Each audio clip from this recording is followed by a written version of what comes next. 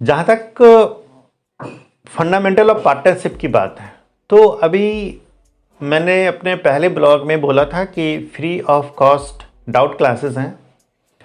अब यकीन मानिए कि कुछ बच्चों के रिस्पॉन्स आए हैं कि सर हमने फंडामेंटल के कुछ क्वेश्चंस किए हैं, क्वेश्चंस तो हो जा रहे हैं, लेकिन सर मेरा कंसेप्ट क्लियर नहीं है। तो मैंने उनसे प्रॉब्लम पूछा कि बेटा आपको दिक्कत कहाँ आ रही है, तो उन्होंने कहा कि सर मुझे इंटरेस्ट ऑन ड्राइंग में दिक्कत आ रहा है।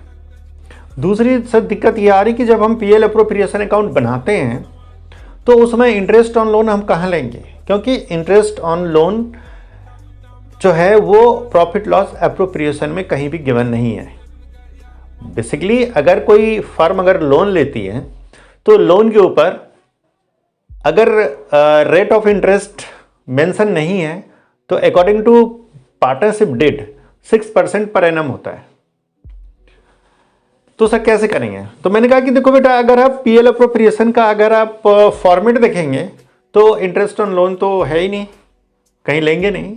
तो ऐसे में क्या करेंगे कि पीएल अप्रोप्रिएशन का जो क्रेडिट साइड होता है और वहां पे जो हम प्रॉफिट शो करते हैं, तो इनर कॉलम में प्रॉफिट लिख के इनर कॉलम में इंटरेस्ट ऑन लोन को माइनस करके तब आप उसको आउटर कॉलम में लिख दीजिए। आपका फॉर्मेट भी नहीं मतलब गलत होगा और आपका क्वेश्चन भी सॉल्व हो जाएगा। कुछ बच्चों के क्वेश्चंस थे कि सर मेरे को ना पास्ट एडजस्टमेंट करना आता है, मैं कर लेती हूँ या कर लेता हूँ, जर्नल एंट्री भी जैसे तैसे हो ही जाता है सर, लेकिन मेरे को ना जो एनालिसिस टेबल होता है उस टेबल में मैं डाटा को फिट नहीं कर पाता या कर पाती हूँ। जैसे मान के चलिए कि ए है या बी है या सी है, ठीक है, और एक फर्म हो गया, तो सर कैसे करेंगे? तो आज हालांकि मैंने एक क्लास लिया था, जिन बच्चों को इस लिंक की ज़रूरत होगी मैं ऑन डिमांड, अगर कोई बच्चा कमेंट करता है कि उनको चाहिए कि सर ये वीडियो मुझे दो, तो मैं अपने लिंक डाल दूंगा, आप वहाँ से डायरेक्ट देख सकते हैं कि मैंने कैसे बताया है। तो वो भी प्रॉब्लम जो है सो सॉर्ट आउट हो रहा है।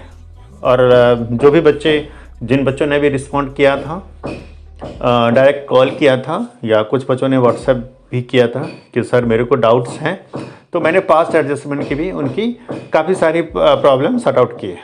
देखिए अब हमारे पास जो टॉपिक्स रह गए हैं वो है ट्रांसफ़र ऑफ रिजर्व।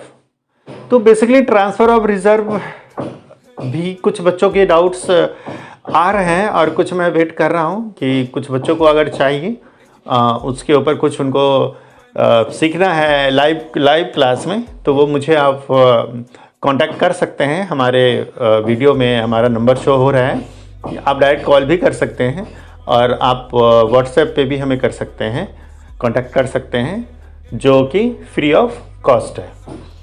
अब हमारे पास देखिए इंटरेस्ट ऑन कैपिटल हो गया और ट्रांसफ़र ऑफ रिजर्व की बात कर ली हमने, पास्ट एडजस्टमेंट की बात कर ली हमने। अब जो हमारे पास टॉपिक है वो है इंटरेस्ट ऑन कैपिटल की।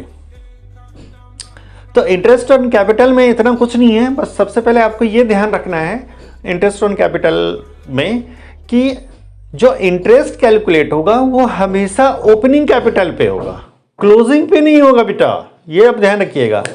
अगर क्वेश्चन में क्लोजिंग दिया हुआ है तो क्लोजिंग से हमें ओपनिंग की ओर आना पड़ेगा, और क्लोजिंग से हम ओपनिंग में कैसे आएंगे ये सीखने के लिए हमारे स्क्रीन पे जो नंबर है आप उस नंबर पे हमें कांटेक्ट कर सकते हैं। ये सभी चीज़ें फ्री ऑफ कॉस्ट है, कोई पैसा नहीं है, कोई डिमांड नहीं है, ना मैं इसलिए लाइव आया हूं या इसलिए वीडियो बना के डाल रहा हूं कि आप मुझे फ़ोन करो और मुझे आपको क्लास देनी है। हमें कोई क्लास नहीं देनी है, आपको आपके डाउट्स क्लियर करने हैं कि जो 31 मार्च को जो अकाउंट्स का पेपर है उसमें आपके मार्क्स आए। मेरा ये कंसर्न है, आप इसको एनीवे मत लीजिएगा।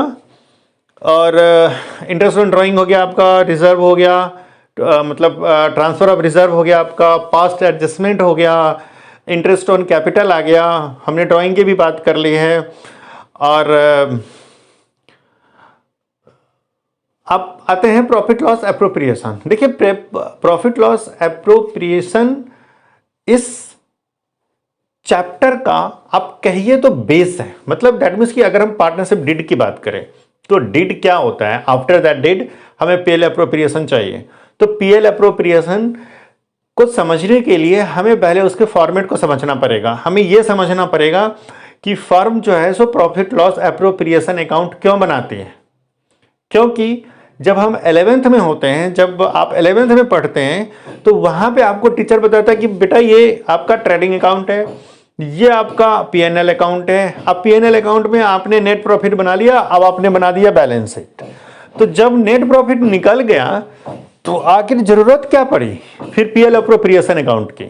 तो इसको भी समझने के लिए कि आखिर पीएल एप्रोप्रिएशन अकाउंट की जरूरत क्यों पड़ी, इसको समझने के लिए आप मेरे से कांटेक्ट कर सकते हैं। फिर मैं बताऊंगा कि फर्म को प्रॉफिट लॉस एप्रोप्रिएशन अकाउंट की जरूरत क्यों पड़ी, डेबिट साइड में क्या क्या आता है, क्रेडिट साइड में क्या क्या आता है, फिर उनका प्रॉफिट शेयरिंग रेशियो जो आता है या जो लॉस होता है वो कहां पे ट्रांसफर होता है।